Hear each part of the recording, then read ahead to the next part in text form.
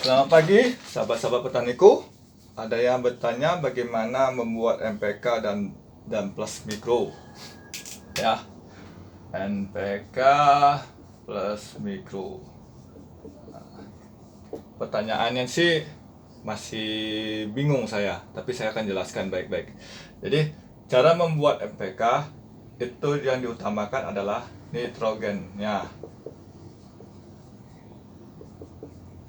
Jika nitrogen sudah ketemu, ini otomatis eh, yang ke P dan seterusnya sampai mikro itu akan otomatis akan mengikutin. Jadi tergantung nitrogen. Setelah nitrogen kita melihat misal kebutuhan tanamannya 1%, jadi tinggal kita mengikuti 1%.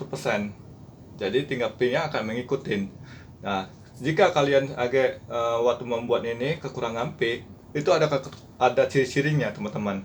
Nah, itu kalian belajar di Google, atau kekurangan K, magnesium, kalsium, dan seterusnya.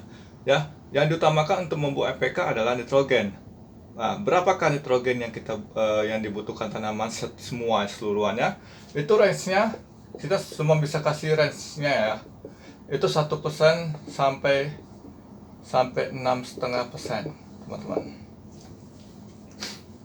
Oke, kebutuhan N-nya tuh adalah 1% sampai 6,5%. Ya, ini N.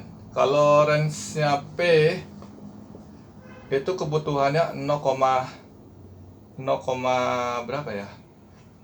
0,12% sampai sekitar 0,7%, teman-teman. Ini P. Sedangkan range-nya K itu K ini 1% sama kayak si itu sampai 8%, teman-teman. Nikah ya. Nah, ini kebutuhan masing-masing. Yang diutamakan adalah waktu membuat NPK itu adalah nitrogen dulu. Kalau nitrogen, kalau pupuknya NPK yang dibuat di pabrik-pabrik itu sudah otomatis, teman-teman. Jadi kalau kalian sudah tahu N yang berapa, itu otomatis bawah sudah ikut. Tapi kalau kalian membuat, ini range-nya gitu loh, 1% sampai 0,5%. Setiap kebutuhan tanaman itu nitrogen dan lain-lain itu berbeda-beda ya. Nah, beda sama mikro, teman-teman. Mikro ini kalau ada di NPK majemuk itu sudah otomatis dia. Kalau kita sudah menentukan N-nya, otomatis mikronya akan ikut. Jadi tinggal menyesuaikan kekurangannya aja. Nah, kalau mikro ini dia misalnya FE itu range-nya adalah sampai yaitu sekitar dalam bentuk ppm ya ini. Ini sekitar kalau tidak salah 30 ppm sampai 1,5 ppm. Salah, maksud saya bukan 1,5, sorry, 150, teman-teman. Nah, ini FE range-nya. Kalau JN itu kurang lebih itu ya, ini kalau saya sih masih bingung kalau JN karena ini berubah-berubah, tidak semua sama. Tapi kalau saya sarankan kalian pakai Vitaplex aja atau Vitoplex ya. Tapi range kita patokannya sama FE 30 ppm sampai 150 ppm. Jadi kalau boron saya bisa kasih range-nya. Kalau JNE berubah-berubah, tidak bisa stabil.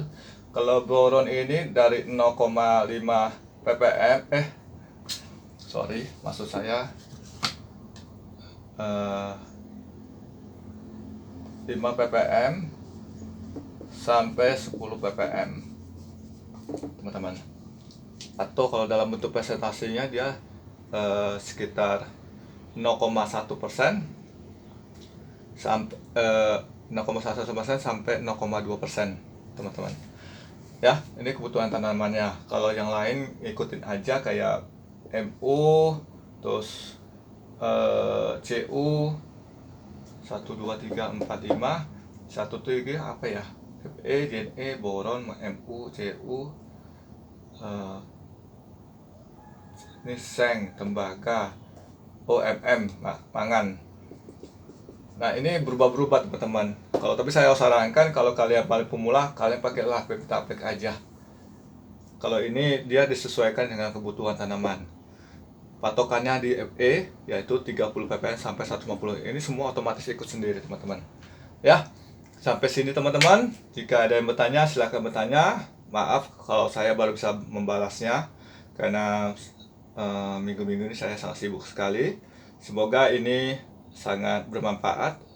Salam petani, sukses selalu.